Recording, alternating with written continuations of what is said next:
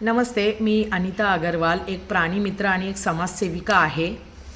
आत्ता जास्तच कुत्र्यांचा मुद्दा लय झालेला आहे। लोक जेव्हा नगरपालिकात जातात आणि कुत्र्यांवरती मोर्चे नेतात की त्यांना उचलून तुम्ही कोणवाड्यात टाका, त्यांना उचलून कुठतरी जंगलात टाका।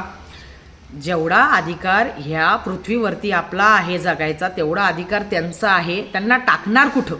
त्यांच्यासाठी तुम्ही तर जागा ठेवली नाही। त्यांच्या जाग्यावर आपण घरं बांधून बसलो, त्यांना खाण्याची व्यवस्था नाही आहे।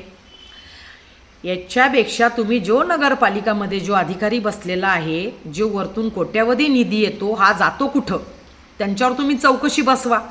जे हे अधिकारी लोक ज्यांना टेंडर देतात त्यांच्यावर तुम्ही चौकशी करा की यांना हा पैशाचा हिशोब घ्या। फूडसाठी पैसा येतो, नसबंदीसाठी पैसा येतो, का कुत्र्यांची नसबंदी आतापर्यंत झाली नाही? पिंपरी चिंचवडमध्ये जेवढे प्राणीमित्र आहे, जेवढे व्हॉलेंटियर आहेत, त्यांनी स्वतःच्या खर्चानी कितीतरी कुत्र्यांची 30-40% कुत्र्यांची नसबंदी त्यांनी केलेली आहे स्वतःच्या खर्चानी। काय महानगरपालिका त्यांना निधी नाही देत, त्यांना साधी एक ॲम्ब्युलन्स पण हेल्पसाठी पाठवत नाही महानगरपालिका। मग तुम्ही पैसा घेता कशाचा? त्या मुक्या प्राण्याचा पैसा घेता आणि घर भरता तुम्ही स्वतःचं। तुम्हाला हजम कसा होतो हा मुक्या प्राण्याचा पैसा? त्यांना कुठतरी व्यवस्था करा, त्यांना खाण्यापिण्याची व्यवस्था करा। कशाला कुत्रे चावा घेतील? आणि एक बोलायचं आहे, मी आत्ता थोड्या दिवस पूर्वी इथे बघा तुम्ही निशाण आहे, मी घुबड रेस्क्यू करायला गेले होते। ते घुबडचं मला थोडंसं नख लागलं होतं। मी पिंपरी चिंचवडच्या एका सरकारी हॉस्पिटलमध्ये डोस घ्यायला गेले होते। त्यांनी मला डॉग बाईट झालं म्हणून असा डोस दिला आणि असं त्याच्यावरती लिहिलं आहे, माझ्याकडे त्याचा पुरावासुद्धा आहे।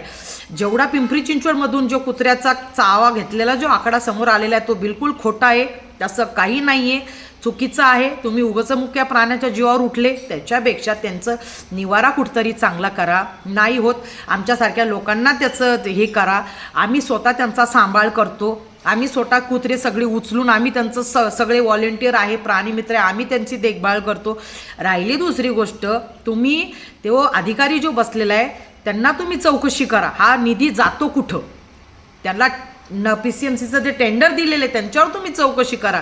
2 वेळा मी जाऊन आलेली आहे PCMCच्या हॉस्पिटलमध्ये। तिथं त्यांची खाण्याची व्यवस्था नाही आहे, त्यांचं मेडिकलचं काही व्यवस्था नाही आहे, त्यांची काही व्यवस्था नाही आहे।